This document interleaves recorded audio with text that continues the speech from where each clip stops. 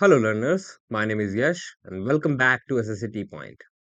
Today is our first session of starting a new topic in English grammar, and that would be according to the SSC CGL syllabus. And what we have to start today? We are going to begin a new topic in English language, that is nouns. So let us start, guys. Give me a moment.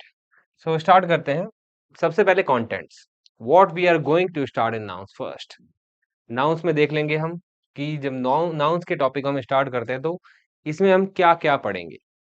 So सबसे पहले definition of nouns. यार ये pen क्यों नहीं काम करता है मेरा? Give me a moment, let me change it. It will hardly take some minutes. Yeah I have chosen it. Yeah I think now it is okay. Yeah so first of all we will read out the definition of nouns. Bookish language नहीं कराऊंगा, जो भी कराऊंगा खुद का बनाया हुआ कराऊंगा, जितना मैंने हार्ड वर्क किया है उसी हिसाब से. सो पहले हम डेफिनेशन ऑफ नाउन्स करेंगे, then some types of nouns. These are of two types, abstract and concrete nouns. Third one, types of concrete nouns. Then singular and plural. Type of concrete nouns के बाद singular and plural nouns. Then noun numbers and countable or uncountable nouns. Then we have compound nouns, then cases, and then rules of possessive nouns. तो ये सारे क्या है? Indexes हैं, contents हैं in the topic noun. तो हमारे पूरे सेशन में जो भी आगे सेशंस होंगे तो हमें नाउन्स को कंप्लीट करना है. आज के सेशन में हम क्या क्या कर पाएंगे वो देखते हैं. तो स्टार्ट करते हैं. सबसे पहले आ जाता है डेफिनेशन ऑफ नाउन्स. ये जो आपके सामने लिखा है स्लाइड में, ये कोई बुकिश लैंग्वेज नहीं है, ये मैंने खुद ही लिखा है. क्यों लिखा है? बिकॉज मैंने अपने एंटायर करियर में what ever I have observed कि जो बच्चा होता है, अ पर्टिकुलर कैंडिडेट, वो उसको नाउन्स की डेफिनेशन तो पता है, जैसा कि बचपन में हमें बता दी जाती है, सिखा दी जाती है क्लासेस में. हिंदी में जैसे संज्ञा भी बोला जाता है कि जो संज्ञा क्या होता है? किसी भी व्यक्ति, वाचक, वस्तु, स्थान, भाव इत्यादि के नाम को संज्ञा बोला जाता है. तो यही हम बचपन से करते आ रहे हैं. So I have also used this in my teaching classes. So एक बच्चा था, मैंने उससे पूछा कि भाई आपको नाउन का डेफिनेशन पता है? That particular candidate said to me yes I know that. तो सडनली मैंने उस बच्चे से, जिसको नाउन्स के बारे में पता था, नाउन्स की डेफिनेशन पता था, तो मैंने उससे पूछा, सडनली एक वर्ड डाल दिया उसके आगे. बोर्ड पे एक वर्ड लिखा मैंने, failure. Okay, what is this? It is failure. And I asked that candidate, please let me know ये नाउन है या नहीं है. जो फेलियर आपके सामने स्क्रीन पे लिखा हुआ है, मैंने यही सेम वर्ड मैंने उस पर्टिकुलर कैंडिडेट से पूछा. That particular candidate got confused. Why? Because वो कंफ्यूज हो गया था. व्हाई? क्योंकि उसे पता ही नहीं था कि भाई ये नाउन है या नहीं है. बिकॉज उसने जो बचपन में डेफिनेशन रट्टा मारी थी, किसी भी व्यक्ति, वाचक, वस्तु, स्थान के भाव या भाव, भाव को क्या बोला जाता है? नाउन बोला जाता है, संज्ञा बोला जाता है. उसने भी वही डेफिनेशन यूज की and he mugged up that definition. उसके अकॉर्डिंग उसने सोचा, विचार करा कि क्या ये उन पर्टिकुलर जो एलिमेंट है, व्यक्ति, वाचक, वस्तु, भाव इत्यादि में आता नहीं आता. तो फाइनली वो इस नतीजे पर पहुंचा कि भाई ये तो उसमें आता ही नहीं है. ठीक है, जो फेलियर वर्ड मैंने यहाँ पे लिखा है आपके सामने, ये उस पर्टिकुलर डेफिनेशन में आता ही नहीं है. So whether it is noun और not, so that particular candidate got confuse. The same I am telling you. And मैं आपको बताना चाहता हूँ, जो फेलियर है वो एक तरह का नाउन है. नाउन है. अब देखो, मैं इस वर्ड से स्टार्ट नहीं करूंगा कुछ भी, मैं एक डेफिनेशन से स्टार्ट करूंगा जो कि मेरी खुद की डेफिनेशन बनाई हुई है. मैंने ये कोई बुकिश डेफिनेशन यूज नहीं की है. According to me, the definition of a noun is a simple definition of a noun may be understood by the following equation. मैंने एक इक्वेशन बनाई है, ये इक्वेशन आपको किसी बुक में नहीं मिलेगी. And that is noun is equal to a name. Just equal to a name. तो नाउन जो होता है मेरे अकॉर्डिंग, वो क्या होता है? बस एक नाम है, एक नेम है.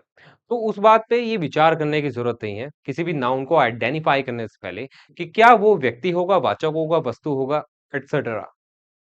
बिकॉज अगर मेरे अकॉर्डिंग इस पूरे यूनिवर्स में, ब्रह्मांड में, whenever we find any particular thing, so we name it, हम उसका नाम रख देते हैं. The same is noun. तो इस पूरे यूनिवर्स के अंदर कोई भी अगर नाउन है, सॉरी, कोई भी अगर नाम है, किसी भी चीज का अगर नाम रख दिया गया है, चाहे वो कुछ भी हो, वो नाउन कहलाएगा। That is it, this is the simple definition. तो आपको रट्टा मारने की जरूरत नहीं है, and you are not gonna be asked any definition of these in your examination. So what we have to work, you have to work upon the concept. आपको concept पे ध्यान देना है, ना कि डेफिनेशन पे। तो आपको हमेशा, whenever you understand, try to learn nouns, so आपको एक ही चीज ध्यान रखनी है, ये इक्वेशन वो क्या कहती है कि नाउन बस एक नेम है और कुछ नहीं। ओके, सो ये भी डेफिनेशन जो है ये मेरी खुद की बनाई हुई है, I didn't take it from the book. So noun is just a name of anything, कुछ भी हो सकता है वो, ठीक है, चाहे वो पर्सन हो, एनिमल हो, बर्ड हो, मेटल हो, इन एनिमेट थिंग। इन एनिमेट थिंग का मतलब हो गया नॉन लिविंग, जिसे हम बोलते हैं निर्जीव वस्तु। तो वो किसी भी तरह का नाम हो, वो नाउन कहलाएगा, ठीक है। अब ये भी मेरा खुद का बनाई हुई डेफिनेशन है कि any entity that exist in this universe, जहां तक कि हमें पता है, वो नाउन कहलाएगा, ठीक है। हमने आज तक जो भी चीज खोजी है इस पूरे ब्रह्मांड के अंदर, हमने उसका नाम जरूर रखा है, चाहे वो लिविंग हो, नॉन लिविंग हो, वो नाउन है, सिंपल।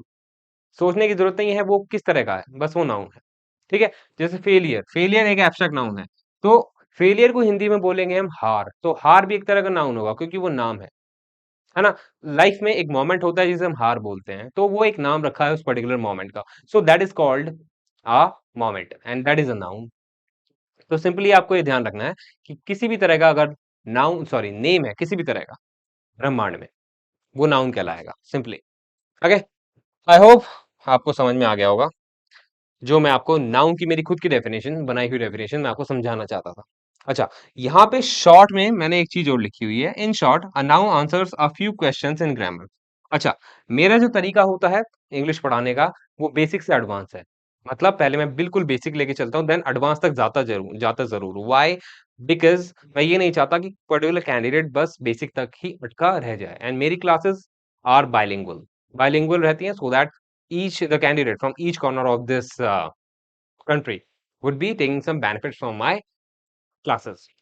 Okay, तो मैं आगे बढ़ना चाह रहा था, इसमें क्या बताना चाह रहा था मैं, कि मैंने आपको नाउन की बेसिक डेफिनेशन तो बता दी जो आपको किसी बुक में मिल जाएगी, ठीक है। तो मेरे पास से आपको क्या एक्स्ट्रा मिला, मेरे पास से आपको एक particular concept of noun extra मिला है। वो क्या है कि नाउन को पहचानने का एक तरीका और है। एक तरीका तो आपको पता है कि कोई भी नाम होगा वो नाउन कहलाएगा, एक तरीका और है जो ग्रामेटिकली स्ट्रक्चर्ड है। कैसे? अगर कोई पैराग्राफ दे दिया जाए, कोई पैसेज दे दिया जाए, कोई क्वेश्चन, कोई स्टेटमेंट आपको दे दी जाए, ठीक है? आप कैसे पहचानोगे कि वो नाउन है? Grammatically I am talking about, ठीक है? आप ढूँढ तो लोगे कि भई ये नाम होगा, वो नाम होगा, लेकिन ग्रामेटिकली अगर मैं बात करूँ, when you divide each part of your statement in the speeches, in the parts of speeches of particular statement, तो उसमें क्या आप पहचान पाओगे कि वो नाउन है, नहीं नाउन है? अच्छा, इसका एक तरीका मैं आपको बताने वाला हूँ। देखो, आपको नाउन को किसी भी स्टेटमेंट में, पैसेज में, पैराग्राफ में पहचानने का तरीका बता रहा हूँ। वो क्या है? ये 3 क्वेश्चन। ये आपको 3 क्वेश्चन दिख रहे होंगे। Let me change the colour of the pen. I think I should choose this. Yes. हाँ, मैं आपको तरीका बता रहा था कि चेंज हुआ, नहीं हुआ, नहीं हुआ। मुझे नहीं पता ये चेंज क्यों नहीं होता। मैं एक और बार ट्राई कर रहा हूँ। अब चेंज हुआ, अब भी नहीं हुआ। I do not know why it happens with me. मैं एक बार टीम से बात करूँगा कि मेरे पेन का कलर क्यों चेंज नहीं होता। तो जैसा कि मैंने आपको बताया, यहाँ पे आपको 3 क्वेश्चन दिख रहे हैं। हू, व्हाट एंड whom, ये 3 क्वेश्चंस हैं, 3 questions, and these are for beginners. Okay, कोई बिगिनर है, उसने बस इंग्लिश को जस्ट स्टार्ट ही किया है। तो that particular beginner knows that कि ये नाउन है, वो नाउन है।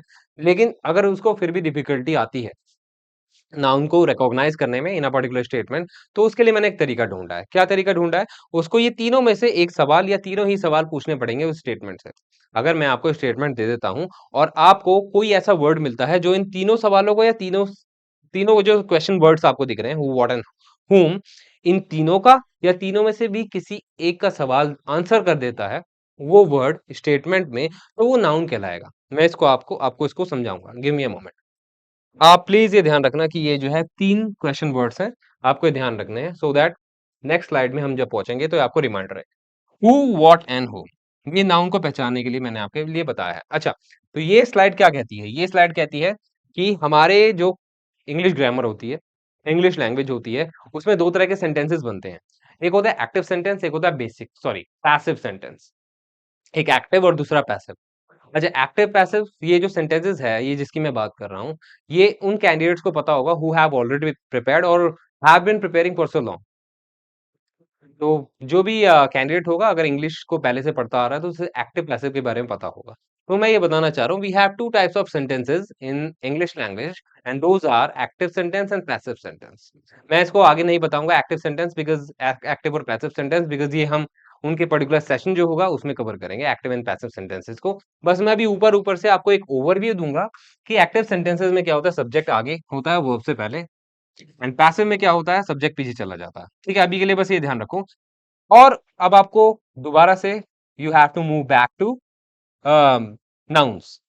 अच्छा, मैंने क्यों बताया है कि एक्टिव पैसिव सेंटेंसेस, बिकॉज मैं आपको एक तरीका बताने वाला हूं कि अगर आपके आगे, आपके सामने एक एक्टिव सेंटेंस है, ठीक है, उसमें नाउन कैसे पहचानोगे, एक पैसिव सेंटेंस है उसमें नाउन कैसे पहचानोगे, दोनों का तरीका थोड़ा सा डिफरेंट है, using those three question words of the previous slide.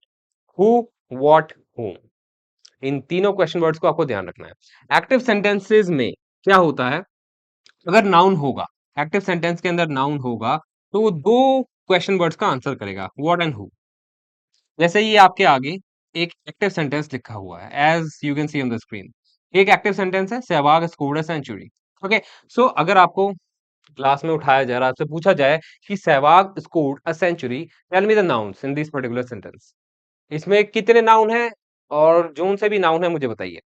तो आपको क्या करना है, दो क्वेश्चन वर्ड्स का आंसर पूछना है इस स्टेटमेंट के अंदर, व्हाट और हु। अगर कोई ऐसा वर्ड होगा जो इन दोनों का आंसर करेगा, वो नाउन नाउन कहलाएगा। ध्यान रखना, क्या कहलाएगा, नाउन कहलाएगा। जैसे एक क्वेश्चन बन जाता है इस पर्टिकुलर एक्टिव सेंटेंस से कि भाई who scored a century, and who की बात हम कर रहे थे, हु स्कोर्ड अ सेंचुरी। अब इस हु का आंसर जो भी वर्ड दे देगा वो नाउन कहलाएगा। I hope you understood what I wanted to tell you. तो हु का आंसर कौन कर रहा है, who scored a century. Century किसने स्कोर की, सहवाग ने की, यानी कि एक्टिव सेंटेंस के अंदर जो सहवाग है वो यहाँ पे आंसर कर रहा है इस क्वेश्चन का, है ना, इस क्वेश्चन का आंसर कर रहा है। तो सहवाग क्या हो जाएगा, सहवाग क्या हो जाएगा, नाउन हो जाएगा। आई होप आपको समझ में आया होगा। ये आपको ना ही रटना है, ना ही आपको लंबे समय तक इसको दिमाग में रखना। वाई, बिकॉज इस तरीके से आपको नहीं पूछा जाएगा एग्जाम के अंदर। मैं बस एक तरीका बता रहा हूँ, हु आर द बिगनर्स, उनके लिए, whoever are the beginners over here in my session, तो उनको अगर वो नाउन्स पहली बार पढ़ रहे हैं, so that would be much beneficial for them. Okay, I hope you got to know. तो अब आगे बढ़ते हैं। तो सहवाग यहाँ पे नाउन कहलाएगा, क्यों कहलाएगा, क्योंकि हु का आंसर कर रहा है, और एक्टिव सेंटेंस में मैंने आपको बताया कि हु का आंसर करेगा तो नाउन कहलाएगा। और एक क्वेश्चन वर्ड और मैंने बताया था आपको, व्हाट। तो उसके लिए एक और क्वेश्चन बन गया, what was scored by Sehwag, है ना। तो मैंने आपको बताया एक्टिव सेंटेंस के अंदर व्हाट का भी अगर आंसर करेगा कोई भी वर्ड, तो वो नाउन कहलाएगा वो, है ना। अब देखो यहाँ पे क्या है, what was scored by Sehwag, तो इसका आंसर क्या बनेगा, century was scored by Sehwag. Sehwag के द्वारा क्या स्कोर किया गया था, सेंचुरी स्कोर की गई थी। तो यहाँ पे व्हाट का आंसर कौन दे रहा है, सेंचुरी दे रहा है, इसलिए सेंचुरी क्या बन गया, नाउन बन गया, है ना। सेंचुरी क्या बन गया, नाउन बन गया, as it is written in my slide. तो आपको ये ध्यान रखना है कि अगर एक्टिव सेंटेंस है उसमें आपको पहचानना है नाउन, तो कैसे पहचानोगे, दो क्वेश्चन वर्ड है, हु एंड व्हाट, उनका जो भी वर्ड आंसर कर देगा उस पर्टिकुलर एक्टिव सेंटेंस के अंदर वो नाउन कहलाएगा। ये आपको ना ही रट्टा मारना है, ना ही हमेशा के लिए ध्यान रखना है, बट ये कॉन्सेप्ट है, ये आपको रिमेंबर रखना है। Okay, for for your own perspective, exam point of view के लिए काम नहीं आएगा, लेकिन ये एक कंसेप्ट है नाउन का, तो इसके लिए आप इसको ध्यान में रख सकते हो। अब आगे बढ़ते हैं। सिमिलरली पैसिव सेंटेंस मैंने आपको बताया था, पैसिव सेंटेंसेस में अगर नाउन होगा तो वो दो क्वेश्चन का आंसर करेगा, व्हाट का एंड whom का। एक्टिव सेंटेंस में व्हाट एंड हु, लेकिन पैसिव सेंटेंस में व्हाट एंड whom। जैसे एक पैसिव सेंटेंस हमारे सामने है, a century was scored by Sehwag, ये एक पैसिव सेंटेंस है। A century was scored by Sehwag, Sehwag के द्वारा सेंचुरी स्कोर की गई थी। ठीक है, अब इसके लिए जो क्वेश्चन बनेगा वो क्या बनेगा, इसके लिए क्वेश्चन बनेगा what was scored by Sehwag, Sehwag के द्वारा क्या स्कोर किया गया था। तो जो क्या का आंसर देगा वो क्या होगा, वो नाउन होगा, जो क्या का आंसर देगा। ठीक है, तो क्या स्कोर किया था सहवाग ने, सेंचुरी सहवाग ने स्कोर की थी। तो इसलिए जो सेंचुरी है वो नाउन बन जाएगा। क्यों? क्योंकि हमने अभी देखा कि भाई पैसिव सेंटेंस के अंदर जो व्हाट यानी कि क्या का आंसर देगा वो नाउन कहलाएगा, और जैसा कि क्या का आंसर कौन दे रहा है? सेंचुरी दे रहा है, तो इसलिए वो क्या हो गया? नाउन हो गया। ऐसे ही दूसरा क्वेश्चन बन जाएगा बाय whom, और बाय whom कहां से आया? यहां से whom से। मैंने आपको बताया था ना कि whom का आंसर पैसिव में नाउन देता है। तो by whom was century scored, किसके द्वारा सेंचुरी स्कोर की गई थी? तो सहवाग के द्वारा सेंचुरी स्कोर की गई थी। तो यहाँ पे बाय whom का आंसर कौन दे रहा है? सहवाग दे रहा है, इसलिए सहवाग क्या हो गया? नाउन हो गया। आई hope you understood the concept behind this. अगर ये आपको समझ में आ गया तो वेल एंड गुड, एंड इसका मतलब ये हो जाएगा कि नाउन आपको हमेशा के लिए समझ में आ जाएगा। You will never ever forget this. तो अब आगे बढ़ते हैं। ये स्लाइड तो अब हो गई हमारी कंप्लीट। अब आते हैं टाइप्स ऑफ नाउन्स। ओके, अब है अपना types of nouns. Types of nouns में आपको क्या ध्यान देना है? मेरे जो काइंड्स हैं नाउन्स के वो दो तरह के हैं। बेसिकली ये पढ़ाया नहीं जाता है एग्जाम के अंदर, सॉरी स्कूल्स के अंदर, कॉलेजेस के अंदर। Why? Because teachers mostly, what I have observed, वे वो क्या करते हैं मोस्टली, जो नाउन्स है उनको कैसे स्टार्ट करते हैं? प्रॉपर नाउन सिखा देंगे, कॉमन नाउन सिखा देंगे, मटेरियल नाउन सिखा देंगे, नॉन मटेरियल नाउन सिखा देंगे। ये जो स्ट्रक्चर है ये गलत है। ये जो कैटेगोराइजेशन है नाउन्स की, ये गलत है। बेसिकली जो नाउन्स होते हैं दो कैटेगरी के अंदर आते हैं, and these are abstract noun and concrete nouns. Why I am telling you this? Because both are opposite to each other. Abstract noun जो होता है वो कॉन्क्रीट नाउन के बिल्कुल अपोजिट होता है, और इन्हीं को बाद में फर्दर सब कैटेगोराइज करा जाता है। तब जाके प्रॉपर नाउन आता है, कॉमन नाउन आता है। देख लेते हैं एक बार। देखो, nouns generally categorized by two kinds. एक एब्स्ट्रैक्ट नाउन आपको ध्यान रखना है, बहुत ही सिंपल है। कॉन्क्रीट नाउन बहुत ही सिंपल है। बेसिक बात क्या होती है, नाउन आपने बचपन में पढ़ रखे हैं लेकिन सही तरीके से नहीं पढ़े, इसलिए बार बार भूल जाते हो। लेकिन अब जो सेशन हो रहे हैं हमारे, इनमें सब कुछ आपको सही से मिलेगा। तो देखो, अब यहाँ पे एब्स्ट्रैक्ट नाउन है, कॉन्क्रीट नाउन है। देखो, दोनों की डेफिनेशन देखने की भी जरूरत नहीं है, मैं आपको ऐसे ही बता देता हूँ। एब्स्ट्रैक्ट नाउन क्या होता है और कॉन्क्रीट नाउन क्या होता है? एब्स्ट्रैक्ट नाउन वो नाउन होते हैं विच यू कैन नॉट टच, जिसको आप टच नहीं कर सकते हो। यू कैन नॉट हियर, देख सॉरी सुन नहीं सकते हो। यू कैन नॉट सी, देख नहीं सकते हो। ठीक है, तो ये जो होंगे, but you can feel abstract noun. But वो जो हमारी इंद्रियां होती है उनका यूज हम एब्स्ट्रैक्ट नाउन में नहीं कर सकते हैं। Okay, but you can feel abstract nouns, जैसा कि मैंने यहाँ पे लिखा हुआ है, बिकॉज वो फिजिकल ऑब्जेक्ट होते ही नहीं है। एब्स्ट्रैक्ट नाउन में वो सारे ऑब्जेक्ट आ जाते हैं जो फिजिकल नहीं होते हैं। ये क्या हो गया? ये क्या हो गया? Give me a moment, I do not know why does it happen with me. मैं इसको अंडू कर देता हूँ।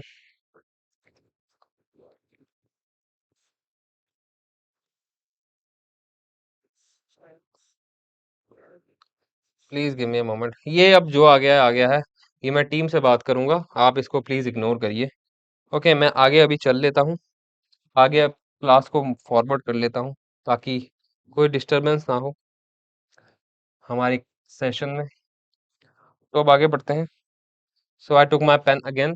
तो यहाँ पे जो डेफिनेशन लिखी हुई यही लिखी हुई है कि भाई जो एब्स्ट्रैक्ट नाउन होते हैं, यू कैन नॉट टेस्ट, आप टेस्ट भी नहीं कर सकते हो, टच नहीं कर सकते हो, you can not smell, you can not here, and something named, हाँ यही सब लिखा हुआ है। एब्स्ट्रैक्ट नाउन वो होते हैं जो फिजिकल ऑब्जेक्ट होते ही नहीं है। You can not touch them, you can feel them, but you can not touch them. Concrete noun बिल्कुल इनके अपोजिट है। कॉन्क्रीट नाउन को कैसे याद रखोगे? जैसे वो सीमेंट का कॉन्क्रीट बन जाता है, वैसे ही याद रखोगे। कॉन्क्रीट को आप टच कर सकते हो, the same is with concrete nouns.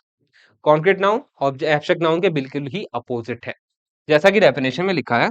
सो ये डिनोट करते हैं फिजिकल ऑब्जेक्ट को। Okay, and you can touch, see, taste, feel, hear, interact with everyday. आप इनके साथ इंटरैक्ट कर सकते हो। तो आपको अब ये ध्यान रखना है, इस स्लाइड से क्या आपको नॉलेज मिली? आपको ये नॉलेज मिली कि नाउन्स पर्टिकुलरली दो ही टाइप के होते हैं। एक abstract noun not which you can not touch, feel, sorry you can feel, you can not touch, hear, smell, see, etcetera. Concrete noun बिल्कुल ही अपोजिट होते हैं किसके? एब्स्ट्रैक्ट नाउन के। I hope you understood what I wanted to let you know. आगे बढ़ते हैं अब, नेक्स्ट स्लाइड पे चलते हैं। नेक्स्ट स्लाइड पे देख लेते हैं क्या है। देखो, यहाँ पे एब्स्ट्रैक्ट नाउन के टाइप्स लिखे हुए हैं। एब्स्ट्रैक्ट नाउन के टाइप्स लिखे हुए हैं, and they are very easy peasy for you to understand. Abstract noun, जैसा कि मैंने आपको बताया, एब्स्ट्रैक्ट नाउन क्या होते हैं? They are not physical objects. You can not what, you can not touch them, so ये कुछ कैटेगरी है, ये आपको रट्टा नहीं मारना है, तो पहली मैं आपको बता देता हूँ कि रट्टा नहीं मारना है एब्स्ट्रैक्ट नाउन का। ये जितने भी टाइप्स लिखे हुए हैं एब्स्ट्रैक्ट नाउन के, बस पढ़ो और आगे बढ़ो, कंसेप्ट को समझो, आगे बढ़ो। रट्टा मारने की जरूरत नहीं है कि क्वालिटीज के अंदर ये एब्स्ट्रैक्ट नाउन होते हैं, एक्शंस के अंदर ये एब्स्ट्रैक्ट नाउन होते हैं, नो। समझने वाली बात है, एक बार समझ जाओगे हमेशा याद रखोगे। तो ये कुछ मैंने काइंड्स लिखे हुए हैं एब्स्ट्रैक्ट नाउन्स के, जैसे कि क्वालिटी। अच्छा, ये बताइए कि can you feel, sorry, can you touch quality? क्या आप क्वालिटी को टच कर सकते हो? किसी भी तरह की क्वालिटी हो, जैसे यहाँ पे एक एग्जांपल लिखे भी हैं। जैसे अगर मैं बात करता हूँ ब्रेवरी, ब्रेवरी क्या होती है? क्वालिटी होती है, बहादुरी। क्या आप बहादुरी को टच कर सकते हो? नहीं कर सकते हो, सो वो एब्स्ट्रैक्ट नाउन कहलाएंगे। And abstract nouns are uncountable. देखो यहाँ पे मैंने नोट पे भी लिखा हुआ है, जिसको आप टच ही नहीं कर सकते हो तो they can not be counted, उनको काउंट भी नहीं किया जा सकता, तो अनकाउंटेबल होते हैं। तो जितने भी एब्स्ट्रैक्ट नाउन्स होते हैं वो सारे अनकाउंटेबल होते हैं। उसके बाद ये तो मैंने पहले ही बता दिया था प्रीवियस स्लाइड में कि ये फिजिकल ऑब्जेक्ट नहीं होते हैं, इसीलिए आप इनको टच नहीं कर पाते हो। तो जितनी भी क्वालिटीज होती है वो एब्स्ट्रैक्ट नाउन के अंदर आती है, because you can not touch them, you can feel them. आप पावर को, ताकत को, स्ट्रेंथ को फील कर सकते हो, टच नहीं कर सकते हो। ऐसी एक्शंस में कुछ एक्शंस होते हैं जो एब्स्ट्रैक्ट नाउन की कैटेगरी के अंदर आते हैं। स्टेट्स हो गया, स्टेट्स मतलब आपके पर्टिकुलर लाइफ का स्टेट। एक यूथ होता है, जवानी, पोवर्टी भी एक तरह की स्टेट है, गरीबी, चाइल्डहुड, बचपन, तो ये एब्स्ट्रैक्ट नाउन के अंदर आ जाएंगे। बस हल्का फुल्का ऊपर से देखना है आपको। मोमेंट्स लाइफ के, सबके कुछ मोमेंट्स होते हैं लाइफ के, जैसे बर्थडे, जन्मदिन, मैरिज, डेथ, है ना? तो ये भी क्या होंगे? एब्स्ट्रैक्ट नाउन के अंदर आ जाएंगे। अच्छा, अगर किसी बच्चे ने यहाँ पे एडवांस पढ़ा हुआ है, so that particular candidate can raise a question in front of me कि भाई मैंने एक वर्ड देखा है सर, और वो वर्ड है डेथ्स, है ना? डेथ्स, ऐसा आपने देखा होगा कि कितनी मौतें हुई, कितनी डेथ्स हुई। तो that particular candidate can raise a question and doubt. एक बात बता देता हूँ, हर एक सब्जेक्ट के अंदर एक्सेप्शन होती है, इंग्लिश में भी वही है। जैसा कि मैंने आपको पहले बताया कि एब्स्ट्रैक्ट नाउन अनकाउंटेबल होते हैं, they can not be counted, तो मैंने यहाँ पे एस कैसे लगा दिया? तो ये इश्यू जो होगा, ये डाउट जो होगा, आपको आया होगा। ठीक है, जो बच्चों ने पहले पढ़ा होगा उनको तो जरूर आया होगा कि डेथ्स एक वर्ड हो सकता है, you can not pluralise deaths. तो डेफिनेशन तो गलत हो गई कि एब्स्ट्रैक्ट नाउन को आप प्लूरलाइज नहीं कर सकते हो बिकॉज दे आर अनकाउंटेबल। लेकिन मैं आपको बता देता हूं, ये एक्सेप्शन होती है, सबके लिए नहीं। कुछ कुछ ऐसे कुछ ऐसे एब्स्ट्रैक्ट नाउन्स होते हैं जिनको तुम लोग क्या कर सकते हो? प्लूरलाइज कर सकते हो। ठीक है, वो डिपेंड करता है कि how you are using those abstract nouns.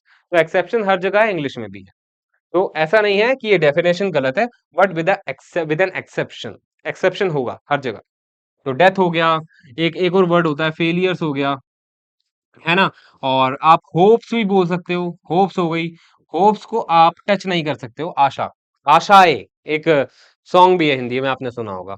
तो हिंदी में अगर आशाएं बोल रहा है तो इंग्लिश में हम होप्स बोल सकते हैं, लेकिन वो एब्स्ट्रैक्ट नाउन ही रहेगा।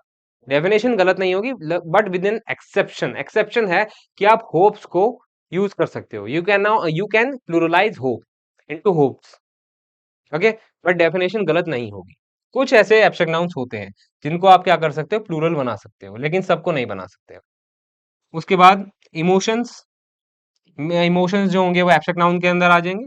ये सारे एग्जांपल्स हैं, as you can see on the screen, anger, joy, grief, etcetera. Feelings भी होती है, कंसेप्ट्स होते हैं, आइडियाज होते हैं, ये सारे एब्स्ट्रैक्ट नाउन के अंदर आ जाते हैं। whenever you start reading these slides, these notes, so एक बार गो थ्रू हो जाना ऊपर ऊपर से, ज्यादा डीप रट्टा मारने की जरूरत नहीं है, बस कंसेप्ट को समझना है। आई hope you got my point. ये कुछ एग्जांपल्स लिखे हुए हैं मैंने यहाँ पे, ये एब्स्ट्रैक्ट नाउन की स्टेटमेंट है जिसमें एब्स्ट्रैक्ट नाउन है। Success seem to come easily to certain people, तो यहाँ पे सक्सेस जो होगा वो एब्स्ट्रैक्ट नाउन होगा, है ना? सक्सेस जो होगा एब्स्ट्रैक्ट नाउन होगा, जैसे यहाँ पे मैंने बोल्ड भी करा हुआ है। Soldiers received award for their bravery, तो ब्रेवरी जैसे यहाँ पे भी मैंने एग्जांपल लिया था, बहादुरी, बहादुरी क्या होगा? एक तरह की क्वालिटी होगी, तो ये एब्स्ट्रैक्ट नाउन के अंदर आएगा। ऐसा रट्टा मारने की जरूरत नहीं है कि ये क्या होगी, क्वालिटी होगी, ये एक्शन होगा, ये मोमेंट होगा, नहीं, ये कोई पूछने नहीं वाला है तुम्हारे से एग्जाम में। वहां आपको कॉन्सेप्ट को ध्यान रखना है बस। You got another opportunity to enhance career, तो ये जो करियर है, ये जो करियर है, ये क्या हो जाएगा? एक एब्स्ट्रैक्ट नाउन हो जाएगा, बिकॉज जो करियर होता है वो लाइफ का मोमेंट होता है, जैसा कि यहाँ पे लिखा हुआ है, और ये मैं आपको बता चुका हूँ। अब थोड़ा आगे बढ़ जाते हैं। आई होप आपको एब्स्ट्रैक्ट नाउन के टाइप्स एंड इसकी डेफिनेशन समझ में आई होगी। आगे बढ़ जाते हैं। ये है एक्सरसाइज टाइम। कुछ मैंने क्वेश्चंस लिए हैं आपके लिए, so you can find out abstract noun. तो इससे पता लग जाएगा कि आपको कितना समझ में आया है abstract noun. whoever is watching my video, so you can attempt it by yourself alone। बाकी आप वीडियो में इसके आंसर्स आपको मिल ही जाएंगे। तो एक्सरसाइज टाइम में क्या है, आपको एब्स्ट्रैक्ट नाउन की कुछ स्टेटमेंट, मतलब ये कुछ क्वेश्चंस हैं, statement in the question form. आपको इसमें एब्स्ट्रैक्ट नाउन फाइंड आउट करने हैं। तो पहले देख लेते हैं। We have get sorry we have to get at the truth of the matter. अब बताइए यहाँ पे क्या एब्स्ट्रैक्ट नाउन हो सकता है। मैं बता देता हूँ, यहाँ पे ट्रुथ एब्स्ट्रैक्ट नाउन होगा। ट्रुथ एब्स्ट्रैक्ट नाउन होगा। व्हाई?